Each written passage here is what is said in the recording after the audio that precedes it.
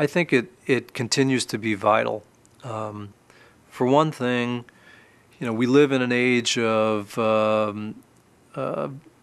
very fast-paced change and expectations and attention span. So people have a tendency to take many things for granted, including media, whether it's films or television or dance or music, the arts in general. And I think anything that we can do that promotes the arts on a level beyond just being crassly commercial is very important.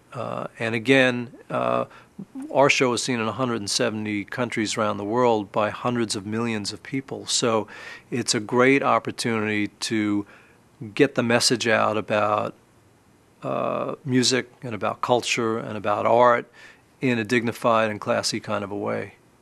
In terms of the current state of music, I think the state of music from a creative standpoint is very healthy.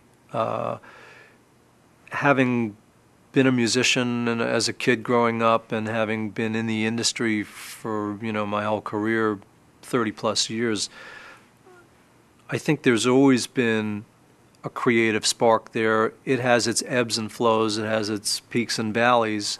It's all very intertwined to me with the cultural situation within the country and within the world, and a reflection very often of the times politically, sociologically.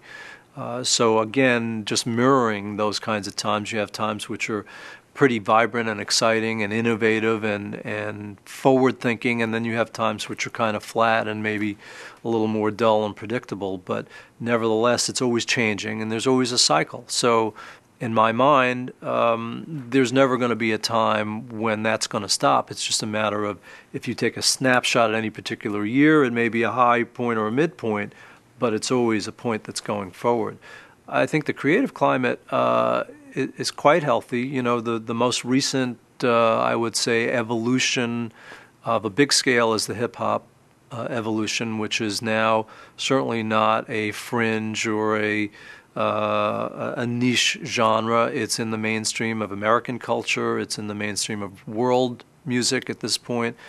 For me, the measuring stick of that is when you see Madison Avenue adopting anything in terms of advertising, that it's hit the mainstream. So if you listen to the soundtrack to corporate America today, it's pretty interesting how much of it is hip-hop oriented.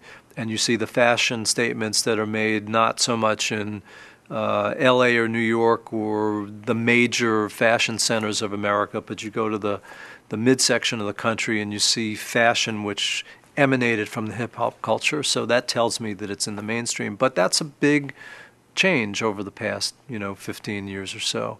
And where that all goes, who knows? But I think it's interesting to see it developing. And certainly as there's a little more political interest from young people in what's going on in society in this country and around the world, you tend to see that having an influence on what happens in music as well.